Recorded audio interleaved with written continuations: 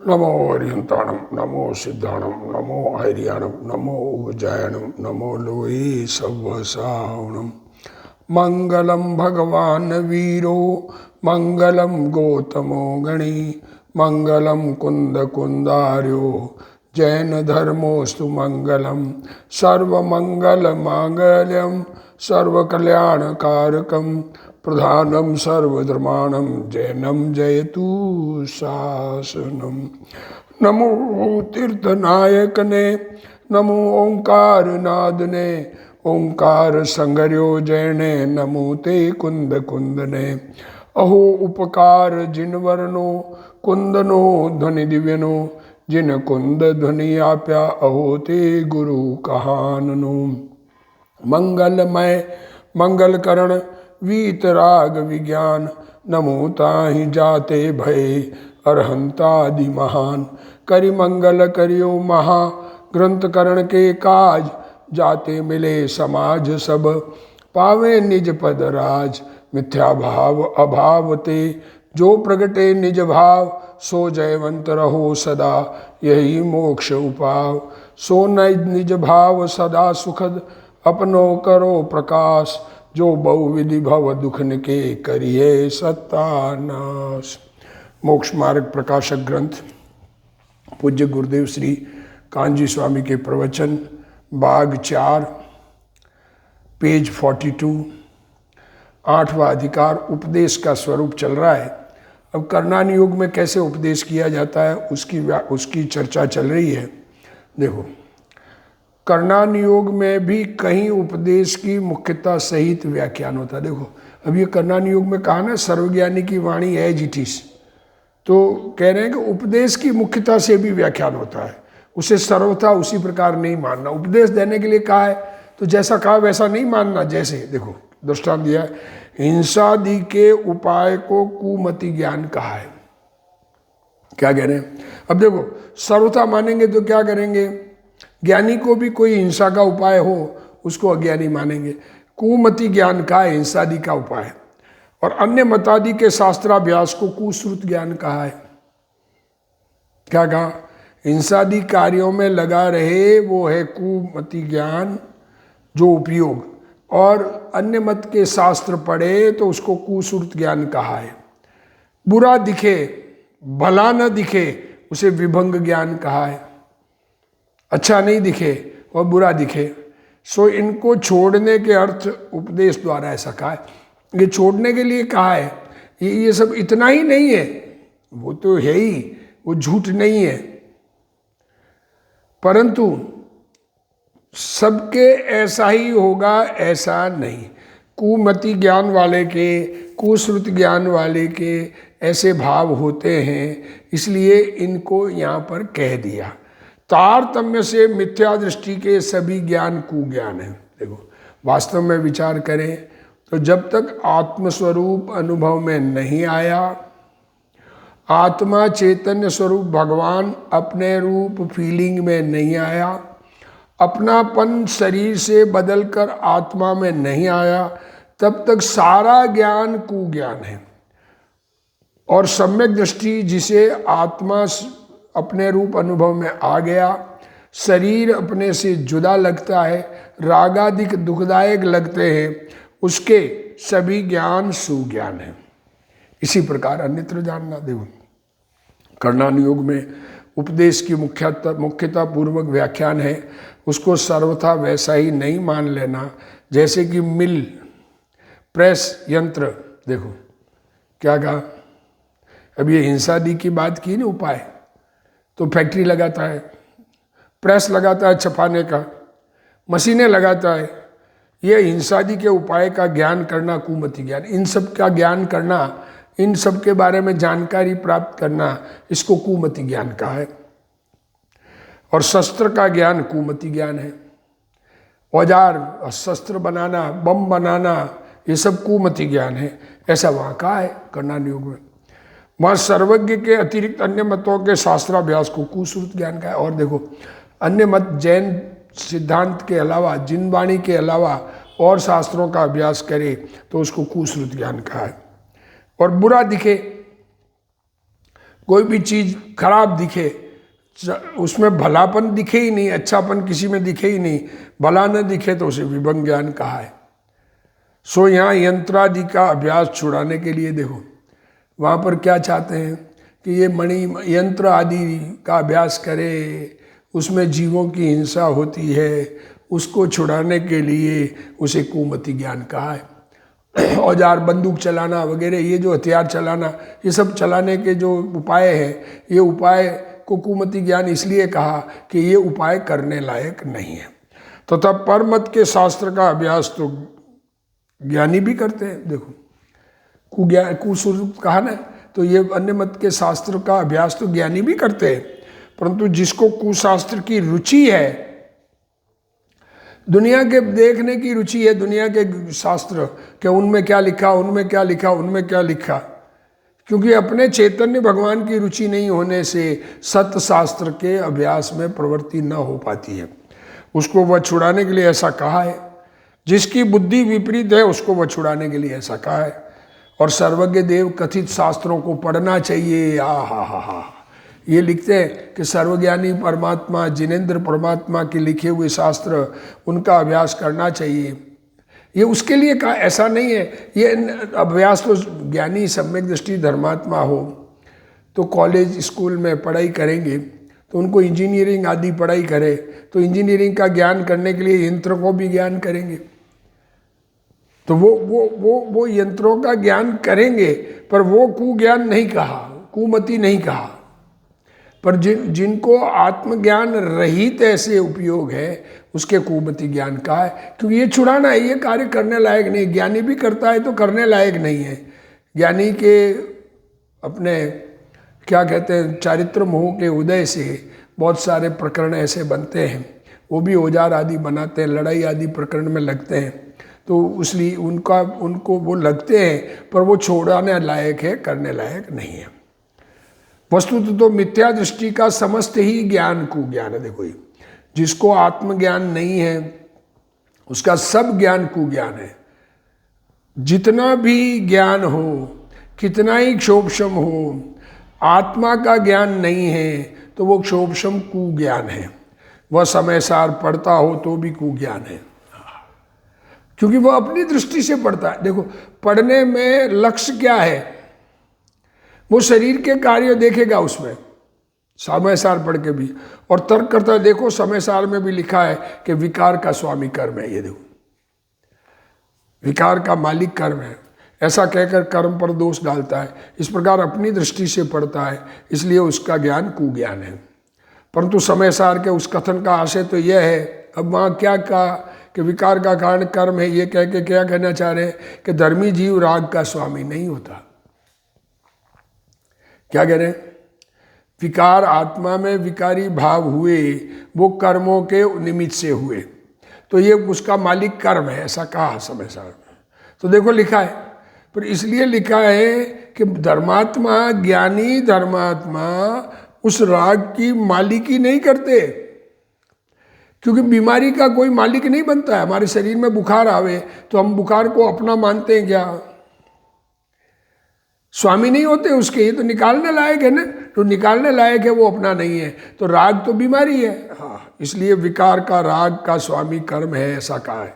कर्म का विकार के साथ व्याप्य व्यापक भाव है, कर्म और राग ये व्याप्य व्यापक भाव है, ऐसा निमित्त नैमित्तिक संबंध है, ऐसा तक कह देते, व्याप्य व्यापक भाव कह देते हैं। देखो समय सार गाथा पीछे, तो तात्पर्य कि अज्ञानी जीव शास्त्र का रहस्य नहीं समझता। अब कहना ये चाहते हैं कि अज्ञानी को सत्य शास्त्र समझ में नहीं आते। आत्मा के लक्ष्य पूर्वक, जब तक आत्मा अनुभव नहीं है, आत्मा के लक्ष्य पूर्वक सुनना, आत्मस्वरूप अनुभव में आवे उस बुद्धि पूर्वक सुनना, और आत्मा अनुभवी हो तब तो सच्ची समझ हो ही जाती है। इसलिए उसका समस्त ज्ञान कुज्ञान है, जब तक आत्मा लक्ष्य नहीं है, आत्मा का अनुभव नहीं है। और सम्यक दृष्टि, आत्मा का अनुभव जिसको हो गया, वो कुशास्त्र पढ़े तो भी उसका ज्ञान सम्यक ज्ञान है। देखो जिसकी दृष्टि सम्यक है उसका ज्ञान भी सम्यक है। देखो दृष्टि के अनुसार ज्ञान की बात की है, सम्यक दृष्टि का सब ज्ञान सम्यक है, सम्यक दृष्टि, सम्यक के ज्ञान, सम्यक ज्ञान कहते हैं। और सम्यक दृष्टि के आचरण भले थोड़ा भी हो, अल्प आचरण, वो भी सम्यक चारित्र है। और मिथ्या दृष्टि का कैसा भी आचरण हो, सब मिथ्या है। जिसकी दृष्टि विपरीत है उसका ज्ञान भी विपरीत है। मिथ्या दृष्टि का 11 अंग 9 पूर्व का ज्ञान भी अज्ञान है। देखो क्या कहा है, क्योंकि वो उसमें क्या ढूंढता है, आत्मा तो दिखा नहीं उसको 11 अंग 9 पूर्व पढ़कर। तो जो मूल प्रयोजनभूत कार्य, अब दुनिया में भी आप खूब सारा ज्ञान करके अगर अपना प्रयोजन नहीं साधे तो अज्ञानी कहते हैं उसको। तो ये तो भगवान के वचन है। अब भगवान के वचनों से अपना प्रयोजन नहीं साधे तो 11 अंग 9 पूर्व का ज्ञान भी अज्ञान है। जीव राग करता है इसलिए पुद्गलों को कर्म रूप परिणमना पड़ता है, ऐसा नहीं है। जीव राग करे तो पुद्गल परिणमन करें, ऐसा नहीं है, उनके कारण नहीं है। पुद्गलों में ऐसी योग्यता है, जिन परमाणुओं में कर्म रूप होने की योग्यता है वे ही कर्म रूप परिणमते हैं। अन्य परमाणु नहीं परिणमते। अब देखो बहुत सारे परमाणु हैं जिनमें योग्यता है वो परिणमता है, मतलब उसमें परिणमन होना ही है। ऐसा ही निमित्त नैमित्तिक संबंध है, पर कर्ता कर्म संबंध नहीं है। राग के कारण कर्म पर बदलने, ऐसा नहीं है। परमाणु कर्म रूप परिणमते हैं, उसमें जीव का राग निमित्त है। इसी प्रकार रूखा आहार करने से वीर्य का नाश होता है। भैंस का दही खाने से नींद आती है। भैंस का दूध, दही, घी, भैंस का पीने खाने से नींद आती है, आलस आता है, प्रमाद आता है। ये सब कथन निमित्त के हैं, वे खाने से, उससे पदार्थ में से नहीं आती है नींद। इसी प्रकार अन्यत्र भी समझ लेना चाहिए। और भी देखो तो कहीं स्थूल कथन किया हो उसे तारतम्य नहीं जानना। मोटे रूप से बात की, उसको ऐसा नहीं मानना कि सब ऐसा ही हुआ। जिस प्रकार व्यास से 3 गुणी परिधि कही जाती है, डायामीटर से 3 टाइम्स परिधि को कहते हैं। वास्तव में तो 3 टाइम्स नहीं है, 3 टाइम्स से ज़्यादा है। और जो दुनिया में पाई का फॉर्मूला है उस फॉर्मूले से भी नहीं है, स्क्वायर रूट ऑफ 10 है। परंतु सूक्ष्मता से कुछ अधिक 3 गुणी होती है। इसी प्रकार अन्यत्र जानना तथा कहीं मुख्यता की अपेक्षा, कहीं मुख्यता की अपेक्षा व्याख्यान हो उसे सर्व प्रकार नहीं जानना। जैसे मिथ्या दृष्टि और सासादन गुण स्थान वालों को पाप जीव कहा है। देखो क्या कहा, जो मिथ्या दृष्टि है वो पापी है, सासादन वाले पापी है। जिन्होंने आसाधना कर दी ज्ञान की और गिरने वाले हैं तो वो भी मिथ्या दृष्टि होने वाले हैं, तो उनको पाप जीव कहा है। असंयतादि गुणस्थान वाले को पुण्य जीव कहा है। देखो असंयमी जीव, आत्म अनुभवी असंयमी है, उसको भी पुण्य जीव कहा है। सो मुख्य पने से ऐसा कहा है। तारतम्य से दोनों के पाप पुण्य यथासंभव पाए जाते हैं। देखो सो ज्ञानी के भी पुण्य पाप भाव आते हैं, पुण्य भाव आते हैं। तो ये तो मुख्य बात है। स्थूल रूप से जो मिथ्या दृष्टि है उसके सब पाप ही है, पुण्य भी पाप रूप हो जाएगा भविष्य में। इसी प्रकार अन्यत्र जानना। ऐसे ही और भी नाना प्रकार पाए जाते हैं, उन्हें यथासंभव जानना। इस प्रकार करना नियोग के व्याख्यान का विधान बतलाया। अब गुरुदेव श्री इसको खुलासा कर रहे हैं। तथा कहीं स्थूल कथन किया हो तो उसको तारतम्य रूप नहीं जानना चाहिए। जैसे व्यास से 3 गुणी परिधि कही 22/7। अब 22/7 कहा है, एक्चुअली 22/7 भी नहीं है, पर वो 22/7 के अलावा कोई बता नहीं सकता फॉर्मूला। परंतु सूक्ष्म पने से 3 गुणे से अधिक, कुछ अधिक होती है, 3 टाइम्स से ज़्यादा होती है व्यास से। इसी प्रकार अन्यत्र समझ लेना चाहिए। ये ऐसा गणित का कैलकुलेशन शॉर्ट में कोई बात की हो उसको स्थूल रूप से मानना, सूक्ष्म रूप से पूरी बात समझना। तथा कई मुख्यता की अपेक्षा कथन होता है, उसको सर्व प्रकार रूप नहीं जान लेना चाहिए। जैसे मिथ्या दृष्टि और सासादन गुणस्थान वाले जीवों को पापी जीव कहा है। सासादन गुणस्थान वाले जीवों को पापी जीव कहा है। महादृष्टि अपेक्षा से पापी कहा है। क्योंकि मिथ्यात्व सहित होने से, मिथ्यात्व सबसे बड़ा पाप है। हमें खोटी मान्यता से बड़ा पाप दुनिया में कुछ भी नहीं है। हमारी मान्यता खोटी हो, शरीर हमारा नहीं है, हम अपना शरीर को अपना माने, ये इस मान्यता से बड़ा कोई पाप नहीं है। शरीर की मगनता ही यह है मांस भकवो, ये शरीर को अपना मानना, यही सबसे बड़ा पाप है। हाँ, अब उसके आगे की बात तो क्या कहें। पापी जीव कहा, इसलिए पापी कहा है। वास्तव में तो पुण्य पाप के परिणामों की बात वहां नहीं है। विपरीत अभिनिवेश महान पाप है, देखो इस अपेक्षा से कहा है। परंतु शुभ भाव करे उतना पुण्य है, जितना शुभ भाव है उतना पुण्य है। तथा अविरत गुणस्थान वाले जीव को पुण्य जीव कहा है। अविरति जीव, अब अविरति लड़ाई लड़ता है तो वह युद्ध में होने पर भी पुण्य जीव कहा है। वहां यह कथन सम्यक दर्शन की मुख्यता की अपेक्षा समझना चाहिए, श्रद्धा की मुख्यता से। श्रद्धान में अपनापन नहीं होने से जो पाप परिणाम है वो भी नष्ट हो जाएंगे, पुण्य परिणाम भी ज्ञानी के नष्ट हो जाएंगे, बचेंगे नहीं। पुण्य से बंध और पाप से बंध, दोनों बंधन नष्ट होने वाला है। और अज्ञानी के पुण्य पाप दोनों बंधन पड़े, पर पुण्य बदलकर पाप हो जाएगा। क्योंकि पुण्य कितना भी बंधे, मिथ्यात्व का बड़ा पाप होने से उसको पाप ही कहा है। परंतु तारतम्य रूप में दोनों में यथासंभव पुण्य पाप होते हैं।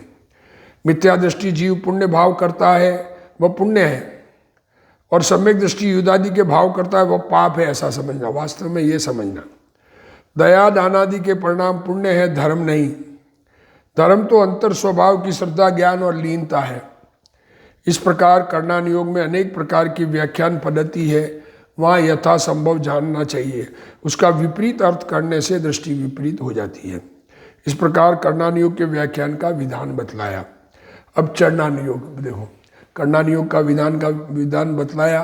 करणान योग में केवल ज्ञान गम्य बातें हैं, पर कथन तो सामान्य जन के लिए करना है, तो उनकी अपेक्षा भी कथन किए हैं। पर बात तो ऐसी की है जो हमारे क्षोभ में शायद न भी आवे, पर समझने लायक होती है, ज्ञान में जानने लायक होती है। और करणान योग का जो अभ्यास करता है उसको बहुत विशेष ज्ञान का क्षोभ बढ़ता है, ये बात कहना चाह रहे हैं। और वो याद रहे तो धर्म सम्मुख परिणाम होते हैं।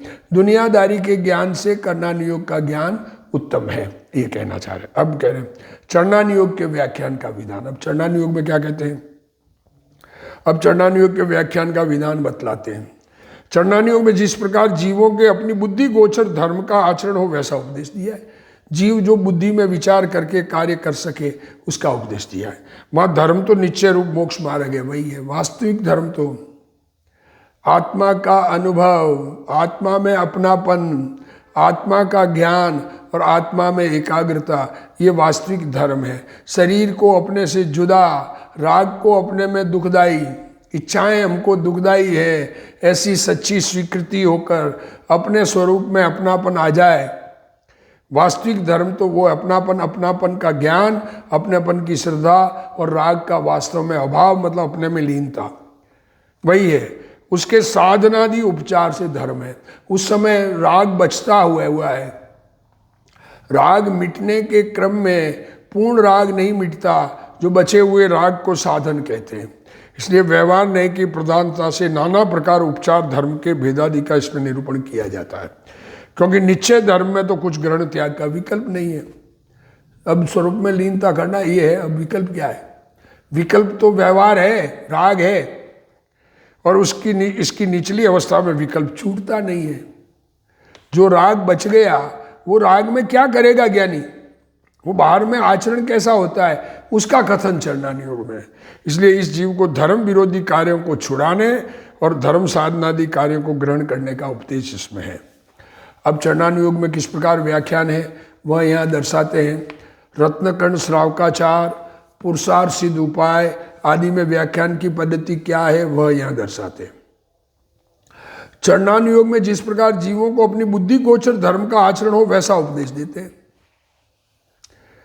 वहां धर्म तो निश्चय रूप मोक्ष मार्ग है। दया दानादि के परिणाम धर्म नहीं है। गुरुदेव सिंह ने खास साफ खुलासा किया। अरे जीवों पर दया पालो, पर जीवों पर, वो परिणाम धर्म नहीं है। दान देओ लोगों को, वो धर्म नहीं है। आत्मा देव मन वाणी आदि से भिन्न है। आत्मा शरीर मन आवाज ये इससे जुदा है। शांत स्वभाव है, ज्ञानानंद स्वभाव है। ऐसी श्रद्धा और ज्ञान और लीनता मोक्ष मार्ग है। ज्ञानी को भी अपूर्ण दशा में राग आता है। जब तक पूर्ण वीतरागता नहीं हो तब तक राग है, परंतु वह धर्म नहीं है। जिस गुण स्थान में जो राग आता है उस राग को भी धर्म व्यवहार से कह दिया है। उस प्रकार का आचरण उस गुण स्थान में होता है, इसलिए उसको व्यवहार से धर्म कहा है, परंतु वह धर्म नहीं है। दया दानादि के परिणाम को निमित्त रूप साधन कहते हैं। इसलिए उपचार से व्यवहार नहीं की प्रधानता से उन्हें धर्म कहते हैं। आत्मा में कर्ण नाम का गुण अनादि अनंत है। क्या कह रहे हैं? आत्मा में परिणाम, कर्ण मीन्स परिणाम भाव, वो अनादि अनंत है। उस कर्ण मीन्स साधन, कर्ण मीन्स साधन, और साधन मीन्स भाव। कौन से भाव साधन है? वो गुण अनादि अनंत है। उस कर्ण साधन द्वारा निश्चय धर्म प्रकट करे, उस साधन से निश्चय धर्म प्रकट करे। निश्चय धर्म प्रकट नहीं करे तब तक साधन बना ही नहीं, तो व्यवहार से भी साधन नहीं है। तो व्रतादि के परिणाम को व्यवहार साधन कहते हैं। अंजन चोर को निशंक अंग में संकित हुआ ऐसा कहा। क्या कह रहे हैं? अंजन चोर, उसने शंका रहित बेड़े को काट दिया। नीचे आग जल रही है, ऊपर वो रखा हुआ है, उसमें बैठा, डोरियां हैं। अब वो डोरियां काटनी थी मंत्र बोल बोल के, उसने मंत्र बोला ही नहीं, उसने तो निशंक रूप से काट दिया सेठ वचन प्रमाण, और वो उसको सिद्धि हो गई। वहाँ भविष्य में उसे अपने स्वभाव के साधन से संकित होता, उसके निशंकित गुण की प्रशंसा की कि सेठ के वचन पर शंका नहीं की उसने, तो व्यवहार अंग से संकित हुआ ऐसा कहा जाता है। चरणान योग में शुभ भाव के भेदों को, जैसे कि 28 मूल गुण के विकल्प को धर्म कह दिया है। 28 मूल गुण जो है मुनिराज के, 5 महाव्रत, 5 समिति, 3 गुप्ती, 5 इंद्रिय जय, 5 इंद्रिय जय, 5 महाव्रत, 5 समिति, 5 इंद्रिय जय, 6 आवश्यक और 7 अन्य गुण, ऐसे 28 मूल गुण कहा है। वस्तुतः श्रावक के 12 व्रत तथा मुनि के 28 मूल गुणों का पालन धर्म नहीं है, वह पुण्याश्रव है, तो भी उसको धर्म कहा है। राग करते करते निश्चय वीतरागी दशा होती है, ऐसा नहीं हो सकता।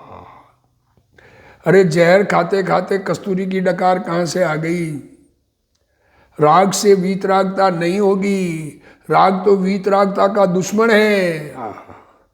छठाड़ा में आता है कि व्यवहार कारण और निश्चय कार्य, परंतु कब कारण और कार्य का निश्चय से आत्मा का साधन करे तो 28 मूल गुणों के पालन को उपचार से साधन कहते हैं। आत्मा का जिसको अनुभव है उसके 28 मूल गुणों के पालन को साधन कहते हैं। और पूर्व के विकल्प को, पहले जो 28 मूल गुण पालने का विकल्प उसको भूत नैगम नए से साधन कहते हैं। निश्चय धर्म में ग्रहण त्याग का विकल्प नहीं है। चौथे गुणस्थान में अनंतानुबंधी का अभाव है। चौथा गुणस्थान आत्मा का अनुभव हुआ पर राग मिटा नहीं, राग मिटने का क्रम है। बहुत थोड़ा राग मिटा, इतना कम मिटा के लोगों के दृष्टि में नहीं आवे, तो अनंतानुबंधी का अभाव है। अनंतानुबंधी कषाय का अभाव है, अनंत कषाय का अभाव है उसके। उतनी अकषाय निश्चय दशा हुई है, उसमें ग्रहण त्याग का विकल्प नहीं है। उसमें क्या छोड़ना क्या नहीं, वो तो स्वरूप अनुभव हुआ है। परंतु अभी 3 चौकड़ी कषाय शेष है, उसके कारण विकल्प उत्पन्न होता है। 5वें गुणस्थान में 2 कषाय के अभाव रूप वीतरागता हुई है, और 6वें गुणस्थान में 3 कषाय के अभाव रूप वीतरागता हुई है। इस वीतराग की पर्याय में ग्रहण त्याग का विकल्प नहीं है। ज्ञानी को अकषाय निर्मल परिणति सदा रहती है। क्या कह रहे, ज्ञानी को अकषाय निर्मल परिणति सदा रहती है, परंतु अभी संपूर्ण निश्चय दशा परिपूर्ण निर्मलता नहीं हुई है। निर्मल परिणति तो शुरू हो गई, तो कुछ निर्मलता है एक अंश में, तो वो जितनी निर्मलता है उतनी है, वो सदा रहती है, बंद नहीं, खत्म नहीं होती, परंतु पूर्ण निर्मलता नहीं हुई है और राग शेष है, राग बचा हुआ है। इसलिए धर्म विरोधी कार्यों को छुड़ाने के लिए और धर्म साधनादि रूप कार्यों के ग्रहण कराने का उपदेश है। इस प्रकार यहाँ दो बातें सिद्ध की है। क्या की है कि आत्मा के आश्रय से प्रकट होने वाले निश्चय, श्रद्धा, ज्ञान, चारित्र, धर्म है। क्या कह रहे, आत्मा का आश्रय करें और श्रद्धा ज्ञान, वास्तविक श्रद्धा ज्ञान, आत्मा में की श्रद्धा, आत्मा का ज्ञान और आत्मलीनता, ये चारित्र धर्म है। और एक बात, और आत्मा के आश्रय से जो वीतरागता प्रकट होती है उसमें ग्रहण त्याग का विकल्प नहीं आता। उसमें तो क्या छोड़ना, क्या, वो तो अनुभव है। उसमें तो लीनता है, उसमें विकल्प नाम की चीज ही नहीं है, विकल्प दिखते ही नहीं है। अनुभवी को विकल्प दिखते ही नहीं है। अंदर जितनी स्थिरता हुई है, अकषाय परिणति हुई है, उसमें ग्रहण त्याग का विकल्प नहीं है, परंतु भूमिका अनुसार कषाय शेष है और उसमें विकल्प आता है।